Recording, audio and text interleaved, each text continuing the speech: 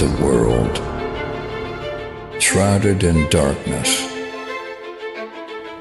The darkness we see is not merely the absence of light, but a profound shadow cast by the weight of human sin, a separation from the light of God.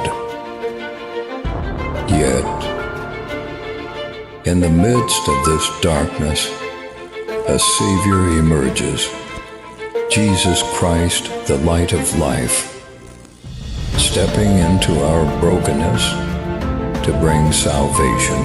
Nikmati penjelasan dari hambanya yang menyampaikan firman Tuhan hari ini. Dan jangan lupa subscribe, like, comment, dan share. Terima kasih.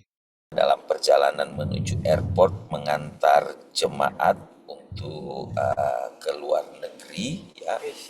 Tapi tidak mengapa, masih dalam perjalanan, sebentar lagi mungkin saya akan pause 1-2 menit sebentar ya, kalau sudah tiba di airport. Nah, tidak panjang lebar lagi, saya akan memberikan suatu presentasi saat ini. Ya, saya ambil dulu presentasinya. Ya, puji Tuhan. Nah, ini muncul ya. Sudah bisa muncul? Sudah Pak, sudah. Sudah ya, oke. Nah, saya mengambil judul saat ini yaitu bersemangat ya, tapi kurang mengerti. Ya, kita kadangkala mempunyai semangat yang antusias di dalam beribadah, tetapi kadangkala kita kurang mengerti makna dan tujuan yang sebenarnya kita beribadah. Nah, saudara, ibadah itu adalah suatu kegiatan rohani kita, ya, di mana tubuh ini memiliki kehidupan saya dan saudara memiliki 3 bagian, ya. Sebelum itu mari saya ajak kita membaca di dalam firman Tuhan yang terdapat di dalam 1 Timotius. 1 Timotius pasalnya yang ke-4, ayatnya yang ke-8. Firman Tuhan berkata bahwa latihan badani itu terbatas gunanya, tetapi ibadah itu berguna dalam segala hal, karena mengandung janji baik untuk hidup ini maupun untuk hidup yang akan datang. Ya, saya taruh beberapa juga bagian dalam bahasa Inggris ya. Nah, di dalam tubuh ini memiliki 3 bagian. Di dalam hidup saya dan saudara memiliki 3 bagian, yaitu pertama yaitu tubuh, kedua jiwa, dan yang ketiga itu roh. Ya. Alkitab di sini menerangkan ada 2 bagian, ya. Di situ ada tubuh di dalam ayat ini, latihan badani itu terbatas gunanya. Tetapi ibadah itu berguna dalam segala hal, karena mengandung janji baik untuk hidup ini maupun untuk hidup yang akan datang. Nah, ini berbicara presence saat ini dan juga untuk the future, hidup yang akan datang. Ya, kita tidak berbicara masalah histori atau hidup yang sudah berlalu, saudara, atau past.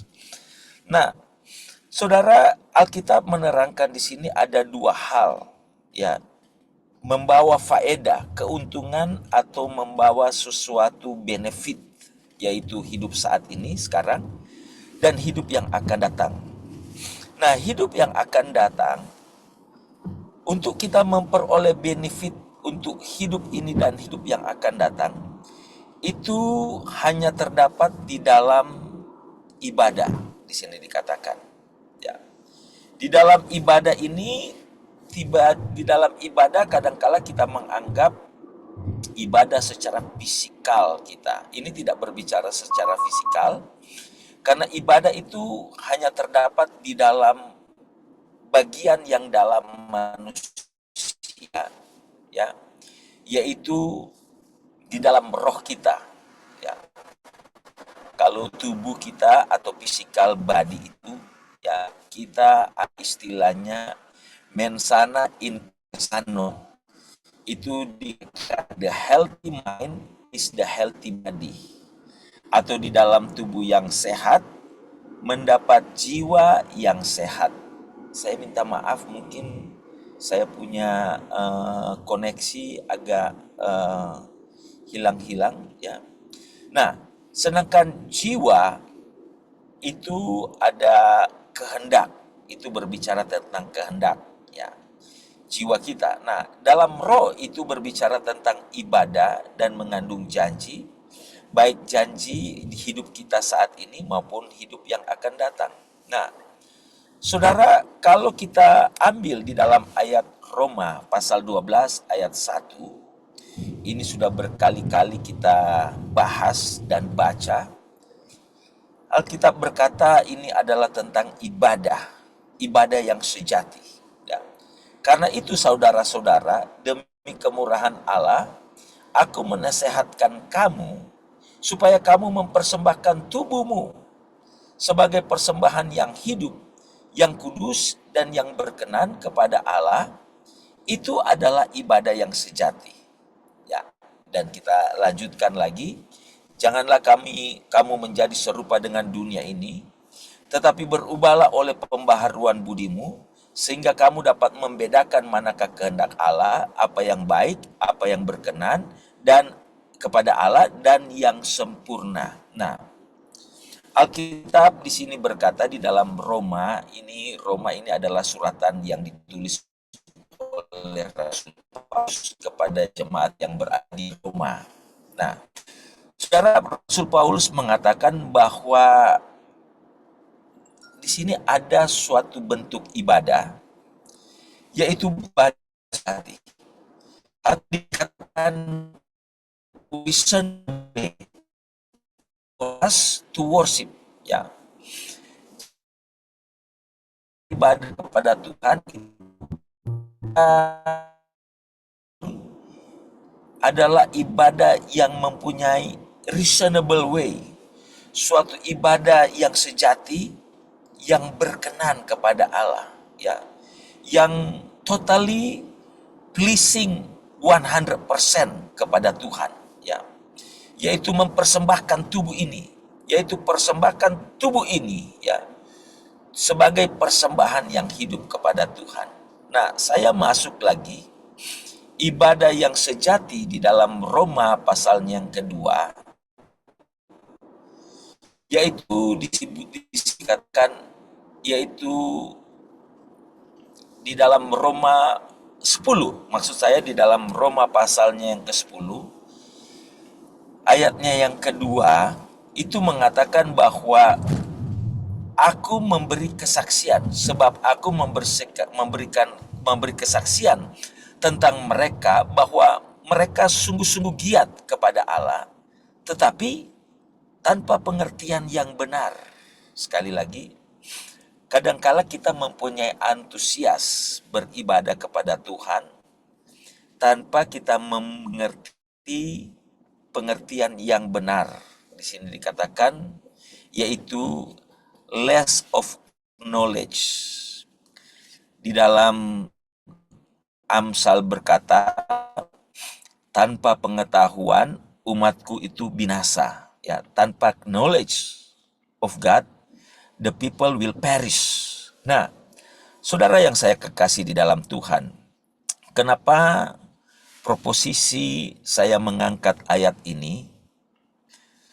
Sebab kita ini harus sensitif dengan situasi, kondisi, keadaan kita di dalam kita mempersembahkan tubuh ini di dalam suatu ibadah yang berkenan kepada Tuhan.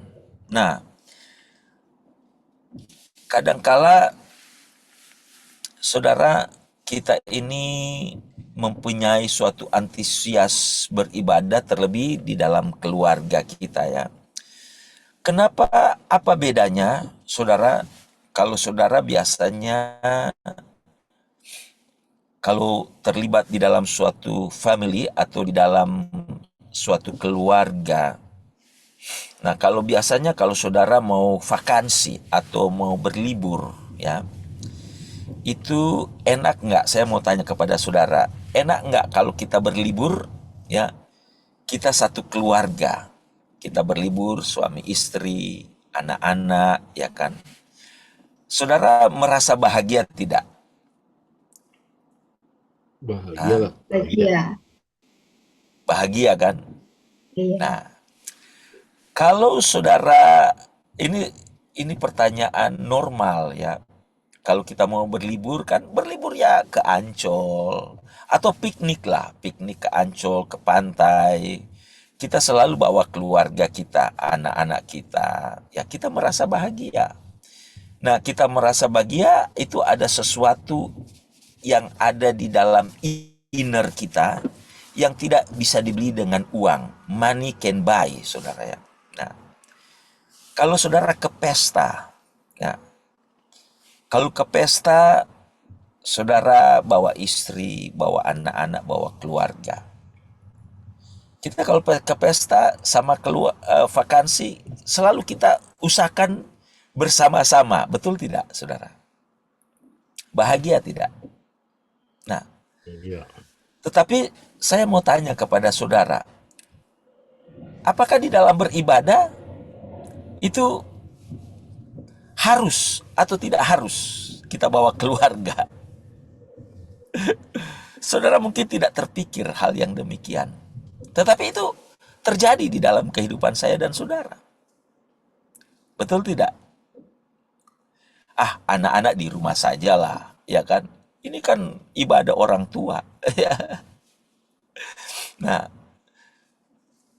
kenapa kalau kita sensitif, ya, kalau saudara dan saya sensitif dalam hal ini tentang kitab tadi yang kita baca, ya, di dalam apa tadi, di dalam kitab Timotius, ya,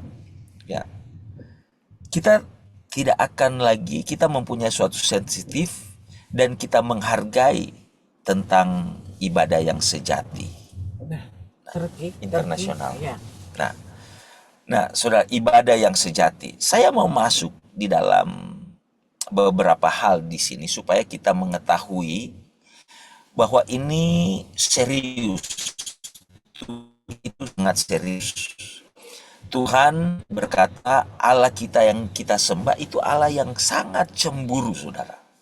Kenapa kok kalau mau vakansi, mau vacation, saudara bisa sama-sama, ke pesta bisa sama-sama, tetapi kok kepada ibadah itu tidak sama-sama, ya kan, saudara? Nah, apa ini hal yang biasa? Apa ini hal yang tidak berdosa? Ya, apa ini hal yang ya tidak mempunyai sanksi? Ya, mungkin tidak mempunyai sanksi, mungkin tidak berdosa, tetapi ada yang bekerja di balik semuanya ini, saudara.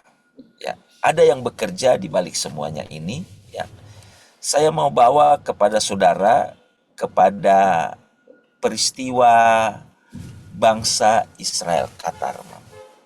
Bangsa Israel yang dibawa oleh Musa untuk keluar dari Mesir, ya. Tujuan mereka keluar dari Mesir untuk apa? Beribadah. Betul, saudara? Beribadah. Saya minta maaf ya, saya bisa 1-2 menit saya mau kasih turun barang dan mau sebentar saya harus drop jemaat ya, tapi sudah drop. Nah, jelas suara? Jelas ya? Oke. Nah, saudara, ini pada bagian yang pertama, waktu Musa memohon suatu izin kepada Firaun untuk bangsa Israel untuk beribadah, ya. Dan kalau saudara lihat di sini di dalam kitab Keluaran, ya, kitab Keluaran pasalnya yang ke-8 ya. Keluaran 8 ayatnya yang ke-28. Itu Alkitab berkata bahwa ya, baik, aku akan membiarkan kamu pergi untuk mempersembahkan korban kepada Allahmu di padang gurun. Hanya janganlah kamu pergi terlalu jauh. Ya. Berdoalah untuk aku. Nah, saudara, mari kita lihat ini di dalam Alkitab ya, di mana berkata bahwa boleh beribadah kepada Tuhan, tetapi jangan terlalu jauh. Di sini dikatakan ya, must not go very far. Ya.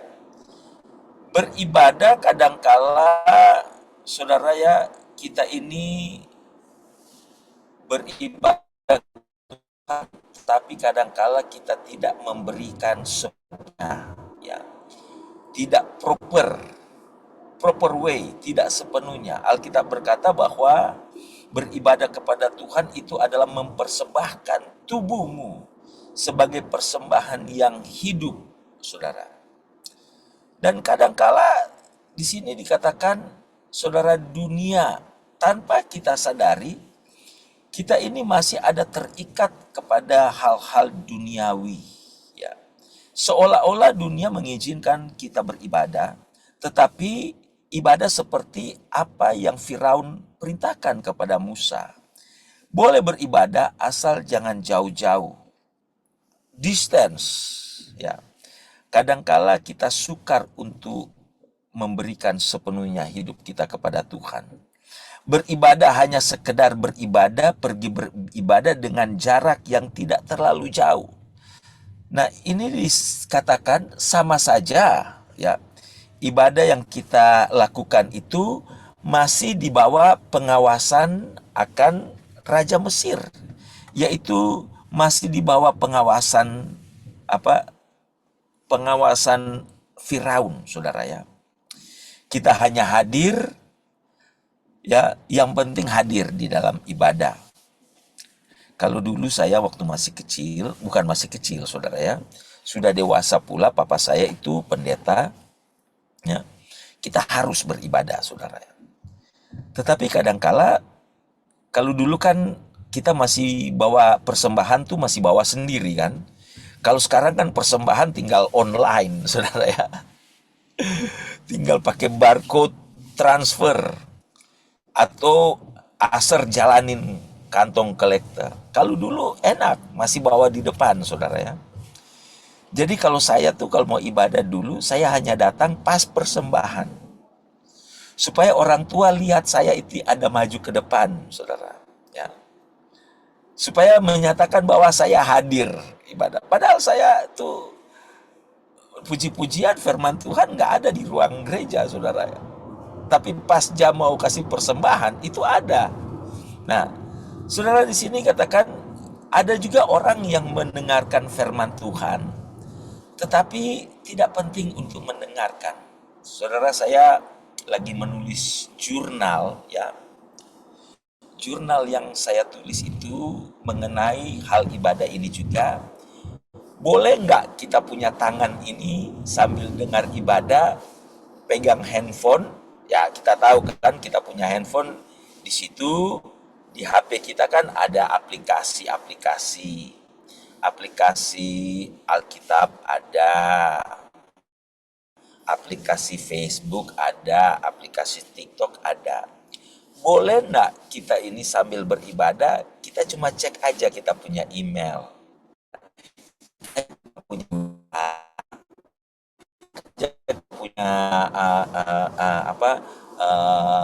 Facebook, boleh nggak?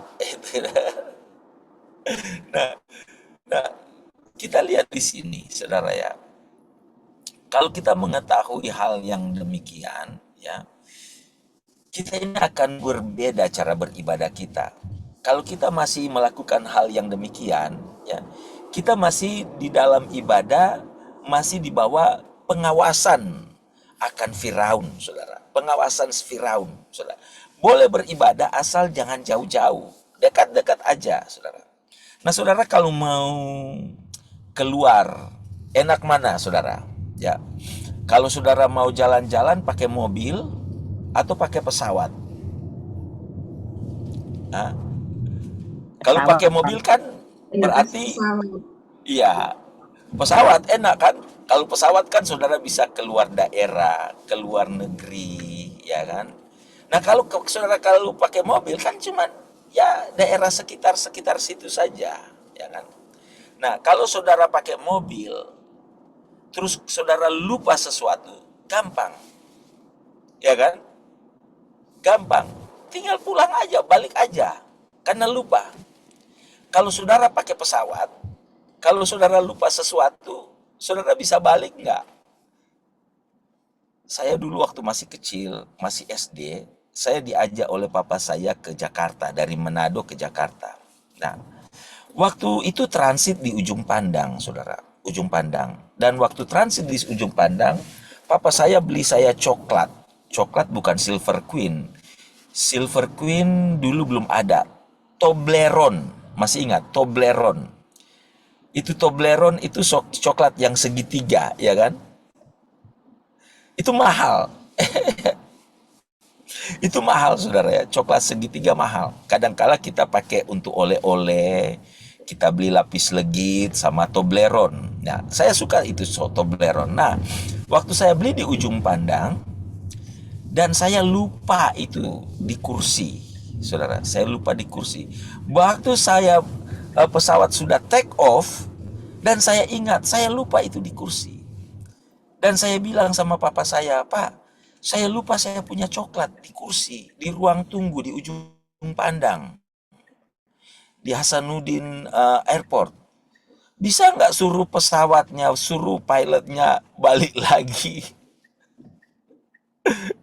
Karena ini saya masih anak-anak kan, itu mahal loh, coklat itu mahal. Ya kan? Papa saya hanya ketawa, saudara ya. Papa saya hanya ketawa. Wah, saya juga nggak ngerti loh kenapa dia ketawa. Kan gampang, tinggal putar aja kok pesawatnya kan mendarat balik, ya kan? Nah saya mau tanya kepada saudara, saudara mau jadi Kristen tinggal landas, ya? Atau mau jadi Kristen yang hanya seputar-putar dekat rumah, saudara? Kita ini destinasi kita kerajaan surga. Kerajaan surga itu tidak bisa kita naik pesawat dan tidak bisa kita naik mobil, saudara ya.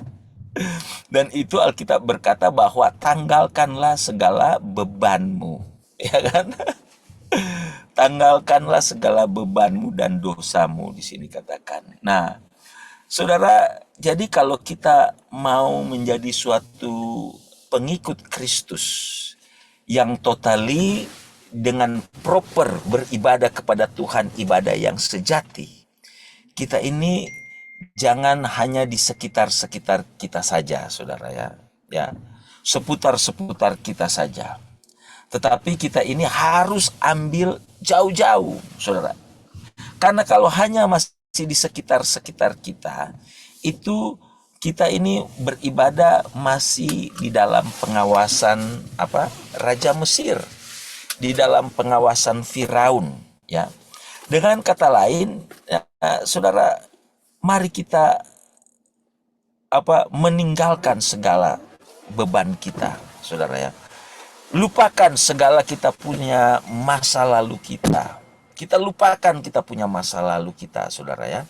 Kita lupakan kadangkala kita ini kalau beribadah, kadangkala kita ini masih terhambat, kita punya pemikiran kita masih memikirkan hal-hal yang dulu-dulu. Oh, bernostalgia, saudara ya. Bernostalgia. Masih berat untuk melepaskan kita punya keinginan-keinginan daging kita, ya. Masih berat, saudara, dalam hal merokok, dalam hal minum minuman keras, dalam hal berkata-kata kotor, dalam hal emosi kita, saudara ya, kadangkala masih melekat di dalam kehidupan kita. Nah, firman Tuhan ini kiranya dapat memperbaiki cara kita beribadah, supaya itu kita harus lebih dalam lagi, lebih jauh lagi. Jangan dekat-dekat di Mesir. Kalau kita dekat-dekat di Mesir, kita kelupaan sesuatu, kita gampang untuk berbalik dan mengambilnya, saudara ya. Tapi kalau kita sudah terbang tinggi, kita ini akan sebagai Raja Wali yang terbang tinggi. Betul, saudara? Nah, itu yang pertama. Nah, yang kedua, yaitu kita boleh beribadah, tetapi tidak semuanya. Nah, di dalam Alkitab berkata bahwa di dalam Keluaran 10 ayat 7 sampai yang ke-10, saya ambil ayat yang ke-8. Lalu Musa dan Harun dibawalah kembali kepada Firaun, dan berkatalah Firaun kepada mereka, "Pergilah beribadat kepada Tuhan Allahmu. Siapa-siapa yang sebenarnya yang akan pergi itu?" Ya. Siapa-siapa sebenarnya yang akan pergi itu? Dan kalau saudara baca di dalam ayatnya yang ke-11, ya, saya lihat sini, ayatnya yang ke-9 yang ke-11, Musa menjawab, "Kami hendak pergi dengan orang-orang muda, orang-orang tua, anak laki-laki, anak perempuan, dengan kambing domba, lembu sapi. Ya, sebab kami harus mengadakan perayaan kepada Tuhan." Sekali lagi, satu keluarga, saudara. Bukan hanya satu keluarga, tetapi kambing domba itu semuanya kita harus persembahkan dan merayakan akan beribadah kepada Tuhan. Ayat yang ke-10. Tetapi Firaun berkata kepada mereka, "Tuhan boleh menyertai kamu jika aku membiarkan kamu pergi dengan anak-anakmu. Lihat, jahatlah maksudmu." Ayat yang ke-11. "Bukan demikian, kamu boleh pergi, tetapi hanya laki-laki, ya. Dan beribadahlah kepada Tuhan, sebab itulah yang kamu kehendaki." Lalu mereka diusir dari hadapan Firaun. Sekali lagi, saudara, zaman dulu Firaun mengizinkan laki-laki saja yang pergi. Tapi zaman sekarang itu hanya perempuan aja, ibu-ibu yang pergi. Laki-laki tinggal di rumah nonton bola. Ya kan, laki-laki nonton bola. Nah, saudara, Firaun zaman dulu katakan bahwa laki-laki saja yang pergi, ya. Dan perempuan itu tinggal.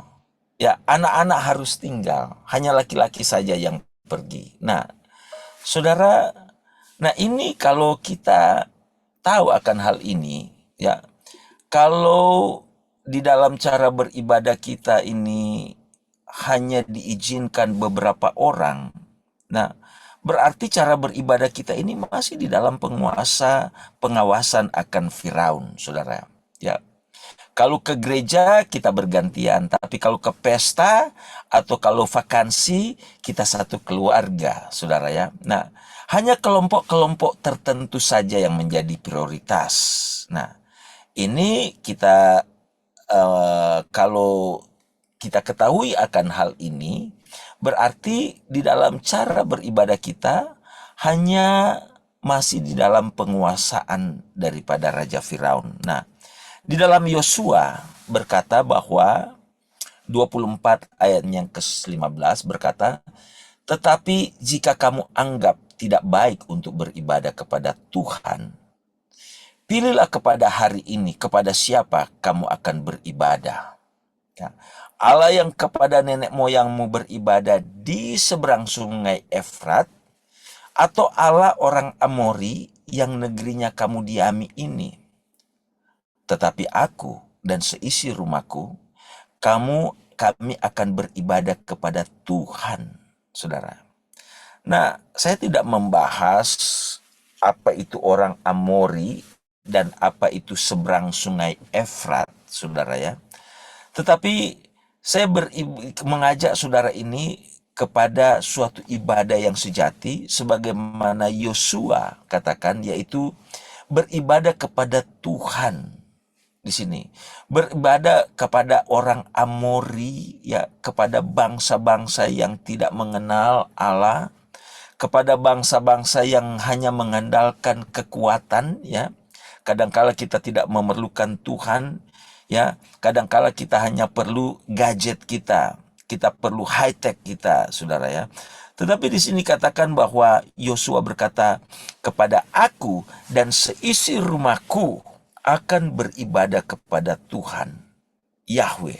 Nah, saudara, itu adalah yang kedua, beribadah, ya, asal jangan kita ini beribadah hanya orang-orang yang tertentu saja. Tadi satu, yang pertama, yaitu beribadah tapi dekat-dekat.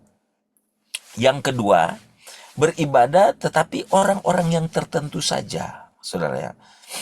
Hanya ibu-ibu saja, yang bapak-bapak tinggal saja. Nah, dan yang terakhir di sini, yang ketiga, yaitu di dalam kitab Keluaran pasalnya yang ke-10 ayatnya yang ke-24 sampai 29.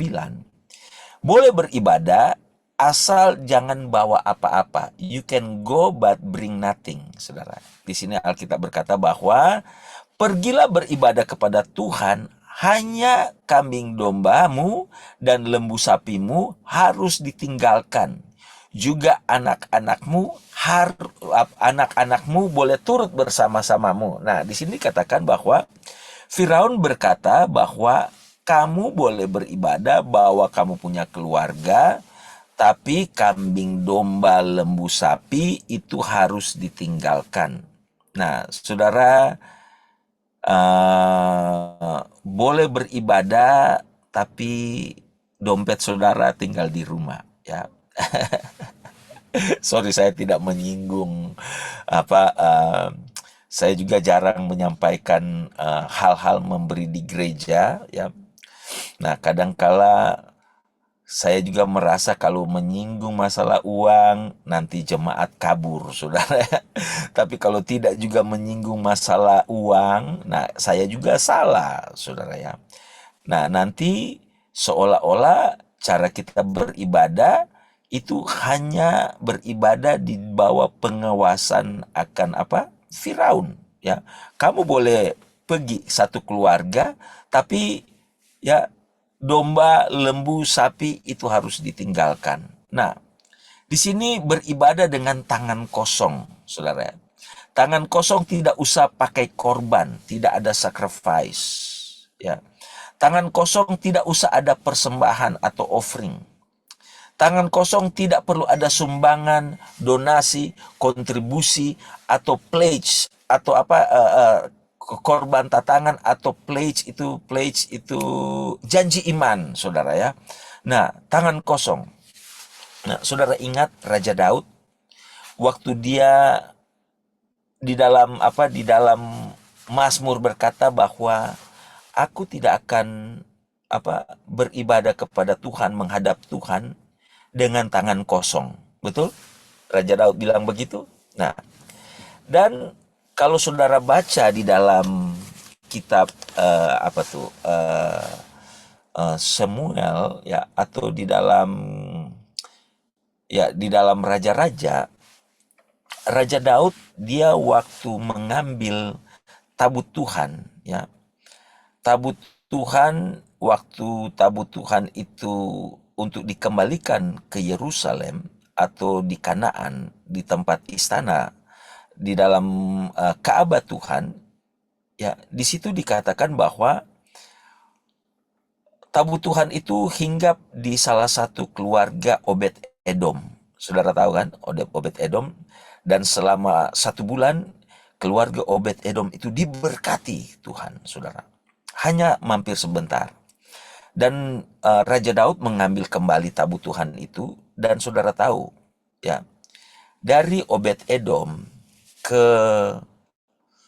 kediaman Daud itu kira-kira sekitar 3 sampai 4 kilometer, saudara, ya. Dan Raja Daud berkata bahwa Alkitab katakan setiap step, setiap satu langkah, dia mempersembahkan apa? Satu ekor lembu, saudara. Saudara bayangkan, satu ekor lembu kalau di Indonesia berapa juta, saudara? Kalau di Indonesia ada 5 juta, mungkin kurang kali. Ada 10 juta, saudara. Satu ekor sapi. Nah, saudara itu kalau satu langkah saja, saudara ya. Kalau 1 meter itu tiga feet, 3 kaki. Kalau 1 meter tiga ekor lembu, saudara ya. Kalau 1.000 meter 1 kilo, berapa lembu? 3.000 lembu. Ya, saudara ya. Saudara kalkulasilah sendiri. Kira-kira berapa Raja Daud kasih keluar untuk membawa tabut Tuhan, untuk beribadah kepada Tuhan. Karena Raja Daud tahu itu beribadah kepada Tuhan itu mengandung janji, ya.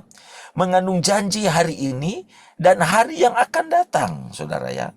Karena itu ibadah yang sejati yaitu mempersembahkan tubuhmu, bukan hanya tubuh, saudara ya, tapi mempersembahkan seluruh tubuh, jiwa, dan raga kita. Nah, di sini dikatakan bahwa di dalam ayat ini berkata bahwa kalau kita, cara beribadah kita hanya di bawah pengawasan Firaun, cara ibadah kita belum sejati, saudara. Amin. Nah, saudara, dan yang terakhir di sini mengatakan bahwa di dalam Markus 4 ayat 24, lalu ia berkata lagi, camkanlah apa yang kamu dengar, ukuran yang kamu pakai untuk mengukur akan diukurkan kepadamu.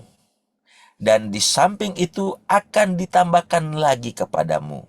Saudara, kita sudah mendengar firman Tuhan saat ini, ya. Alkitab berkata, saudara mempunyai kehendak. Tuhan itu memberikan kita kehendak bebas, saudara. Dan hal yang kita katakan tadi itu tidak berdosa. Kalau saya hanya beribadah sendiri, orang tua atau istri atau suami tinggal di rumah, itu tidak berdosa. Tetapi ingat, ukuran yang kita ukur, itu akan diukurkan kembali kepada kita, saudara.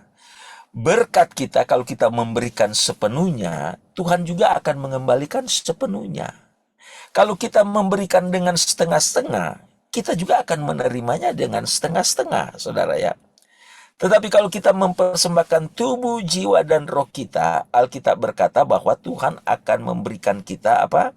Berlipat-lipat ganda, 30, 60, 100 kali lipat. Dan ukuran yang kita pakai, Tuhan akan ukur kembali bagaikan apa? Bagaikan apa? Akan diukurkan kembali, akan apa? Meluap berkat kita yang tidak bisa kita tampung lagi, saudara ya. Ya, depressed down, shaking together, saudara ya. Kalau saudara beli beras, ya, itu tukang jual beras di liter literan, dia kasih jari jempolnya, saudara, yang masuk di jempol supaya pas dia mau ambil beras itu ada kurang, ya kan? Ya. Berbeda dengan Tuhan mau kasih berkat kita, itu literan Tuhan kasih, ya, itu beras, dia goyang lagi kasih padat, saudara ya, ya kan, betul? Dia goyang kasih padat, saudara ya. Mana kalau saudara beli beras, mana ada orang yang jual beras dia goyang kasih padat, saudara ya. Rugi dia. Nah, tapi kalau Tuhan, dia goyang kasih padat, dia shaking together, dia tambah lagi sampai running over, sampai meluap, saudara. Itulah berkat Tuhan. Nah, di sini Alkitab katakan apa yang kita ukur itu akan diukur kembali kepada kita. Puji nama Tuhan. Inilah yang dapat saya berikan kepada saudara-saudara sekalian. Nah, biarlah cara beribadah kita sudah belajar 3 hal ini supaya jangan kita beribadah tetapi masih di bawah pengawasan daripada Raja Firaun atau Raja Mesir, atau berbicara tentang duniawi. 1, jangan beribadah jauh-jauh. 2, jangan beribadah dengan keluarga, orang-orang tertentu saja. Dan yang ketiga, jangan beribadah dengan membawa korban kita. Nah, puji Tuhan, saya serahkan kepada pembawa acara atau kepada yang bertanggung jawab. Puji Tuhan. Terima kasih sekali lagi kesempatan yang sudah diberikan. Tuhan Yesus memberkati kita semua. Puji Tuhan. Amin. Silahkan ditutup dengan doa, Pastor. Ya, kita akan berdoa. Bapa di surga, terima kasih Tuhan buat hari ini. Engkau sudah memberikan kami kesempatan untuk kami mendengar akan kebenaran firman Tuhan. Apa yang kami belajar saat ini, biarlah itu dapat bermanfaat di dalam kehidupan kita sehari-hari, terlebih khusus di dalam kita datang beribadah kepada Engkau. Biarlah kami beribadah dengan sepenuh hati kepada Engkau, ya Bapa. Jiwa, tubuh, jiwa, dan raga kami, roh kami beribadah sepenuhnya. Tuhan, mari berikan kami, Tuhan Yesus, supaya kami makin giat beribadah kepada Engkau. Kami mendalami lagi kepada Engkau, lebih dalam, lebih jauh lagi kepada Engkau, dan meninggalkan segala beban kami, dosa kami, segala Tuhan Yesus, apa yang menjadi, yang merintangi kami tinggalkan, ya Bapa. Ajarkan kami untuk selalu mempersembahkan yang sejati kepada Engkau, ya Bapa. Mampukan kami, Tuhan. Terima kasih banyak, Tuhan. Sampai kedatangan Tuhan yang kedua kali, kami Engkau akan dapati dengan sempurna, ya Bapa. Ini doa dan sembahyang kami. Berkati kami yang sudah hadir saat ini, berkati ministry ini, ya Bapa, dan juga Tuhan jadikan kami alat dan saluran berkat Tuhan. Ini doa kami, dalam nama Tuhan Yesus kami berdoa dan bersyukur. Haleluya. Amin.